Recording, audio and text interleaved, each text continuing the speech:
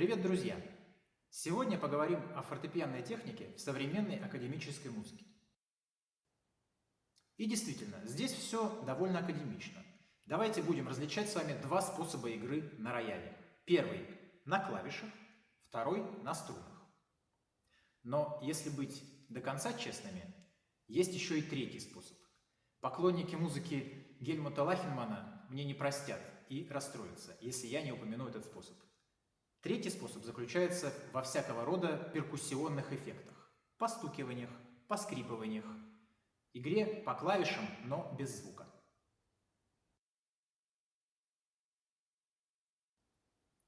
Рассмотрим первый способ игры на рояле – на клавишах. Любая фортепианная техника на клавишах сводится к трем типам фактуры – гаммы, арпеджио и аккорды. Но если развивать нашу тему с честностью до конца, здесь есть еще и четвертый тип фактуры, так называемая пуантилистическая фактура. Поговорим о гаммах. Если вам нужно написать гамму, придерживайтесь простого правила. Используйте трехпальцевые позиции или четырехпальцевые позиции. В конце гаммы можно использовать пятипальцевую позицию. Допустим, у нас есть следующая гамма.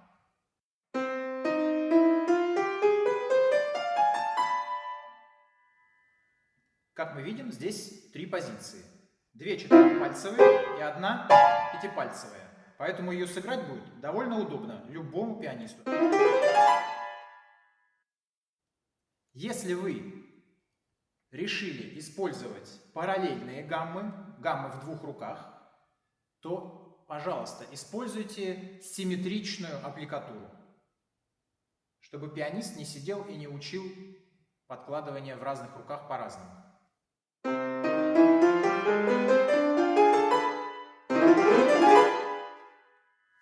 Примерно так. Аккорды. Если вы решили написать аккорды в своей пьесе, не используйте аккорды шире ноны.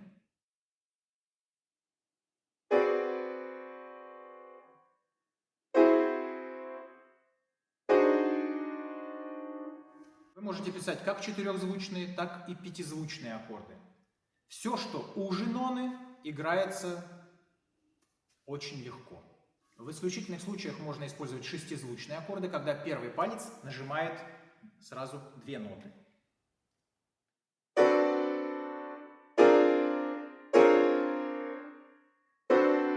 Таким образом. Арпеджио. С арпеджио действуют все те же самые правила, что и с гаммами, а именно позиционная игра. Старайтесь использовать четырех-пятипальцевые позиции.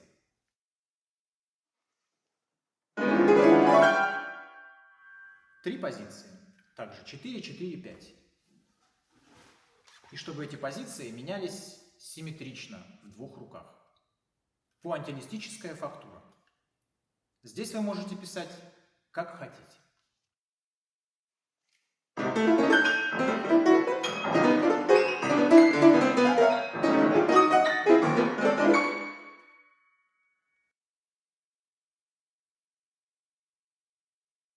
Поговорим об игре на струнах. Для того, чтобы играть на струнах, в большинстве своем приходится снимать пюпитр фортепиано. И здесь самый важный момент, самый важный вопрос, который стоит перед пианистом, куда положить ноты. Обычно ноты кладут вот сюда.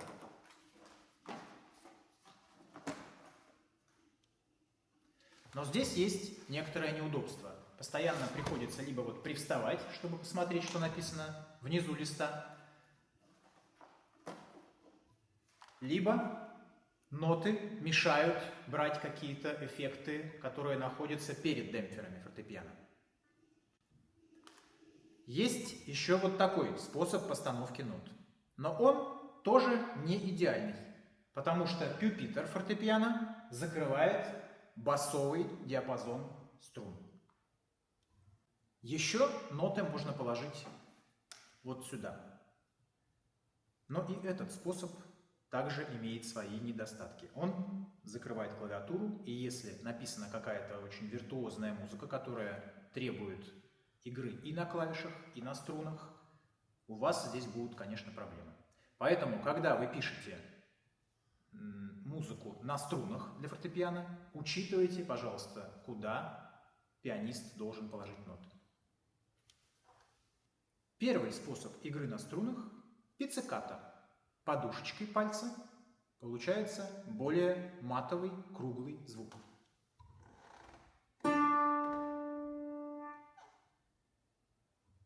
Второй способ – пицциката ногтем. Звук получается более четкий, резкий.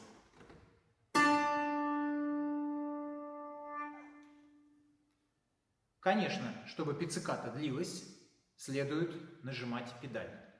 Если педаль не нажата, пицциката будет глухое.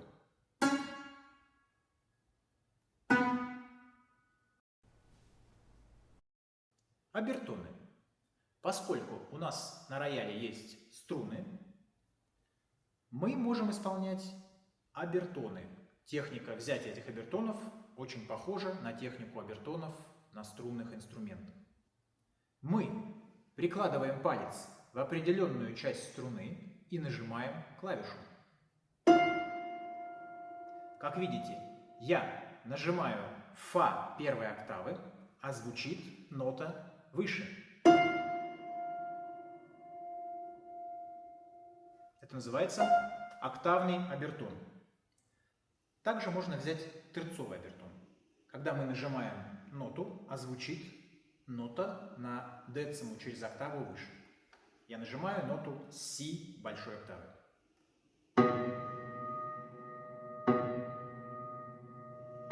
Звучит ре диез второй октавы.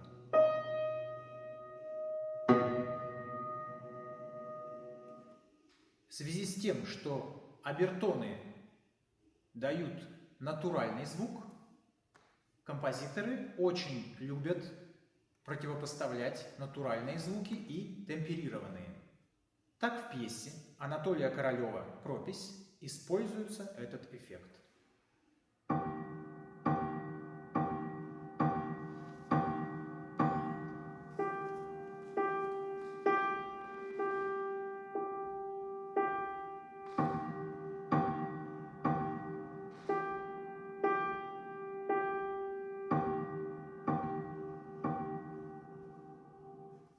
Несовпадения в звучании создают такие вот четвертитоновые биения, четвертитоновый эффект. Подобные эффекты также используются в поздних сочинениях Джорджа Крама. Кроме терцовых и октавных обертонов, конечно же, можно брать любые обертоны. Так, в пьесе Сёхён Кима Сиджо 22.10.13 встречаются разного рода обертоны. Смысл этой пьесы заключается в том, чтобы брать звук ми второй октавы на разных клавишах с помощью обертона. И здесь у пианиста встает задача прежде всего найти эти обертоны на струнах. Самый неудобный обертон располагается на ми большой октавы.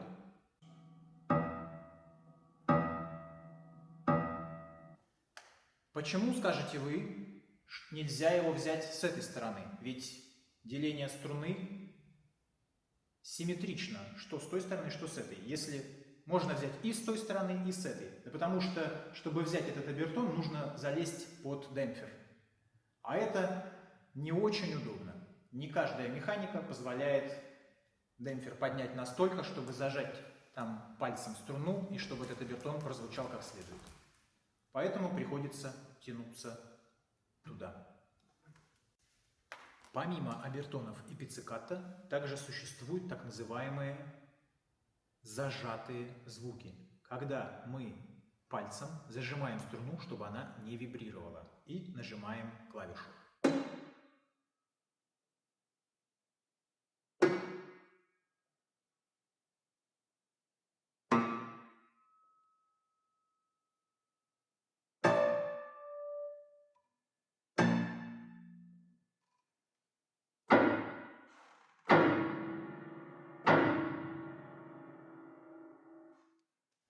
Как вы видите, со сменой диапазона меняется и тембр звуков. В пьесе Александра Радвиловича «Сайтон» есть интересный момент, где противопоставляются зажатые звуки и звуки, издаваемые пальцами на струнах.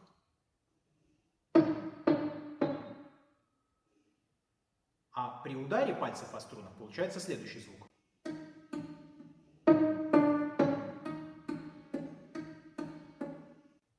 Теперь поговорим о вопросе, который встает перед пианистом, когда он видит партитуру, которую нужно играть на струнах. Как нам найти нужные звуки? Здесь у нас есть черно-белые клавиши, которые всем известны, но здесь их нет. Здесь есть несколько способов. Первый способ – наклеить кусочки изоленты и пометить черные клавиши. Второй способ – посчитать все ноты, которые встречаются в произведении на струнах, и наклеить на них стикеры. Ну а стикеры для удобства лучше подписать.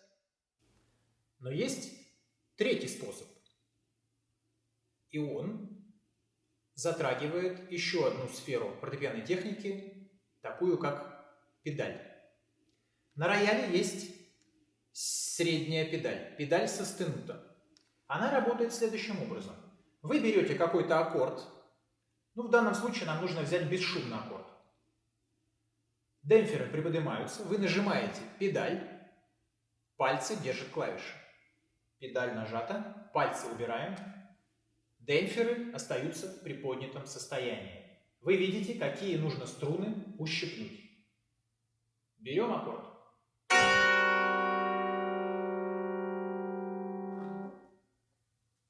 Но этот способ работает только в том случае, если сочинение, которое вы играете, позволяет приготовиться.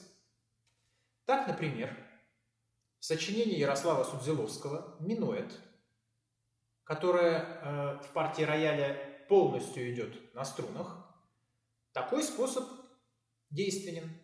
Там есть достаточные паузы, чтобы приготовить нужный аккорд и чтобы его взять пиццикато.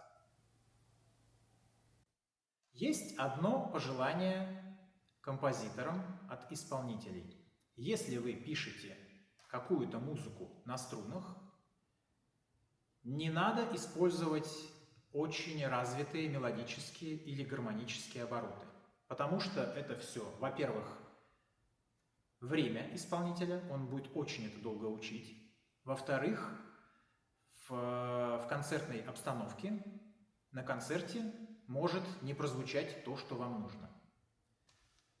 Еще один совет композиторам, которые решились написать музыку на струнах: учитывайте, что фортепианная рама имеет дуги.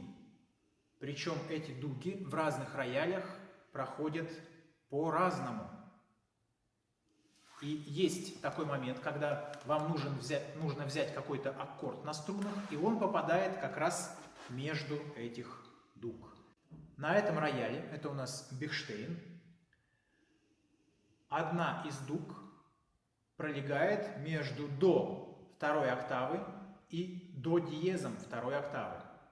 Поэтому, если вы берете эту малую секунду, двумя руками ее взять не проблема, но одной рукой уже будет определенная сложность. Еще одна центральная дуга проходит между соль диезом малой октавы и ля малой октавы. Ну и еще одна дуга, мы просто ее покажем. Помимо пиццикато и обертонов, на струнах также возможны различные эффекты глиссандо. Глиссандо с педалью. Глиссандо без педали.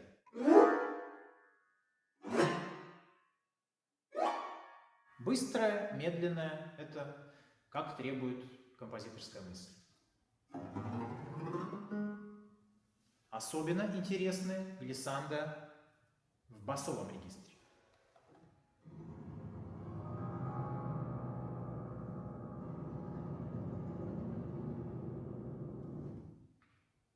Также в басовом регистре можно сделать ракочущий массив. Он играется следующим образом.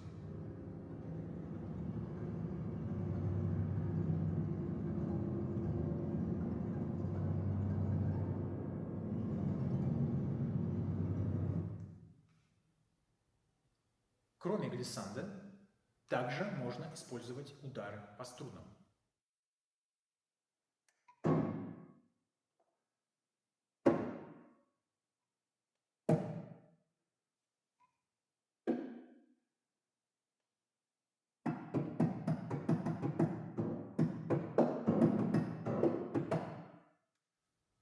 Еще один эффект, когда палец скользит вдоль струны. Особенно он эффективен на басовых струнах.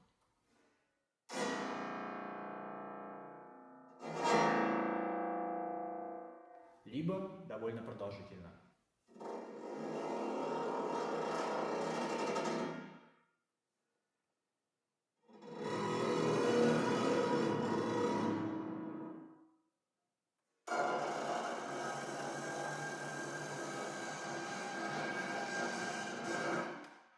Разные струны дают разный тембр.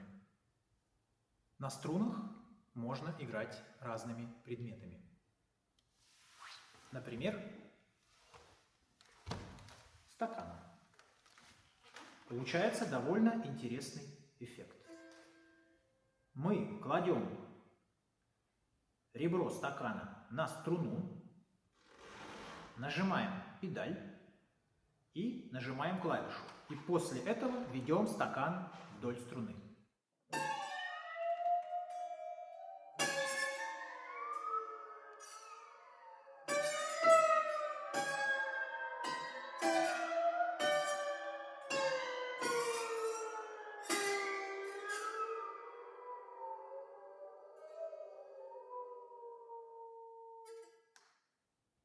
Стаканом также можно играть по струнам без использования клавиш. Для этого мы нажимаем педаль, ставим стакан на струны и ведем его вдоль струн, чуть-чуть при этом нажимая.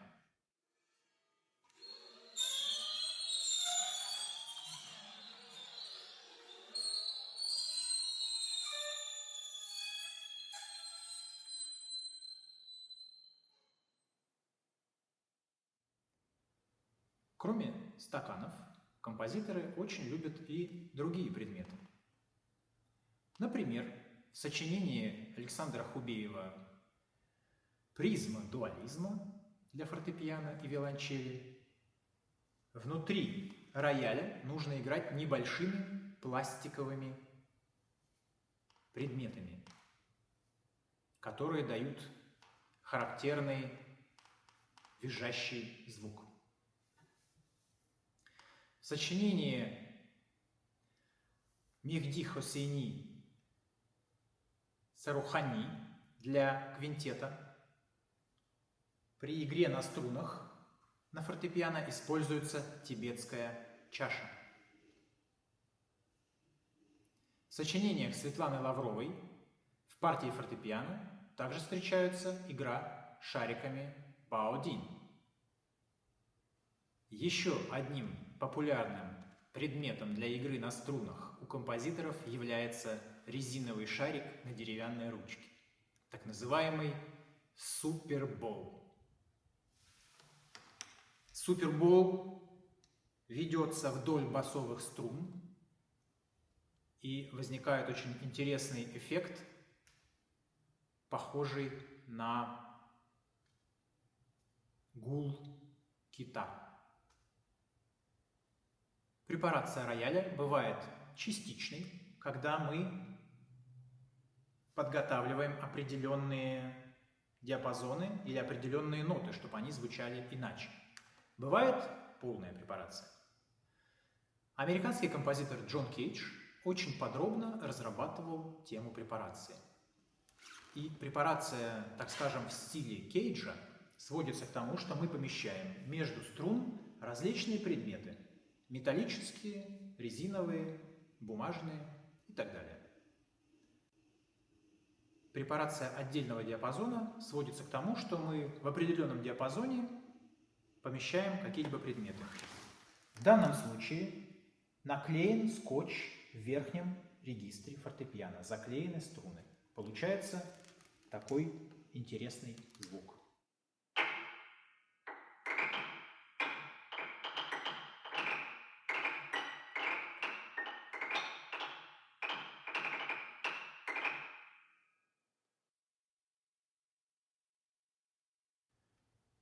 Широко известна пьеса Гельмута Лахмана «Гуиро». Пьеса для фортепиано, но в ней не звучит ни один звук на струнах. Вся пьеса строится на различных эффектах на клавишах.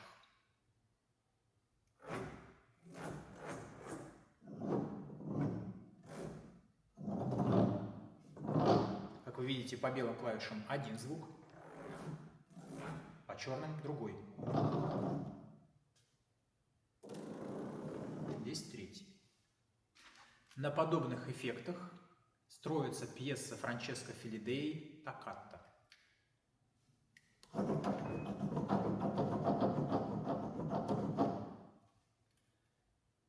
Также можно использовать различные поскрипывания, когда вы проводите ладонью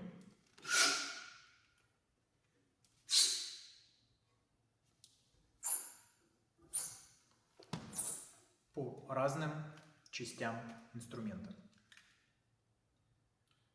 Постукивание.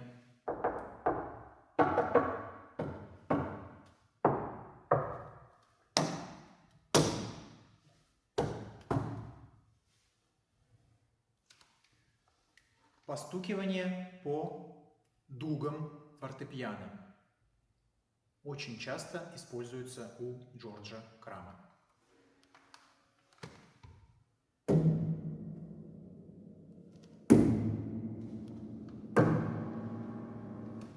Я делаю это рукой, у Джорджа Крама предписано это делать палочкой от маримбы. Есть еще очень интересный эффект, как удар крышкой клапом фортепиано.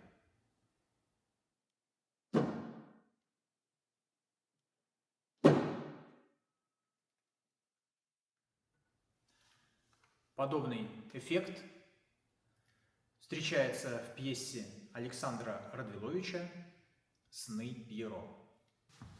В пьесе Сергея Слонимского «Колористическая фантазия» используется такой звук.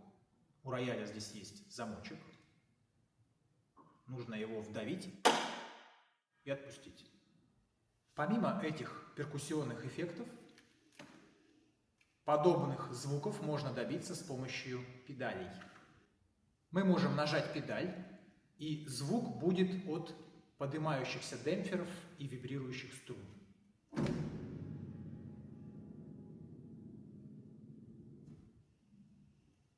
Также мы можем нажать педаль и тут же ее отпустить.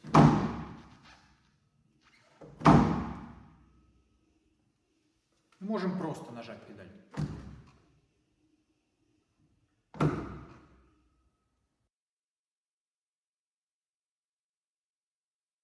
И в заключение сегодняшнего разговора хочется еще раз поговорить о педали состенута, которую я упоминал раньше применительно к игре пицциката. Еще раз напомню, как она работает. Мы берем аккорд на фортепиано и нажимаем среднюю педаль. В этот момент демпферы, которые были открыты, они фиксируются в поднятом состоянии. И чтобы мы после этого не играли, педаль мы держим. Что бы мы ни играли, у нас будет звучать именно тот аккорд, который мы взяли перед этим.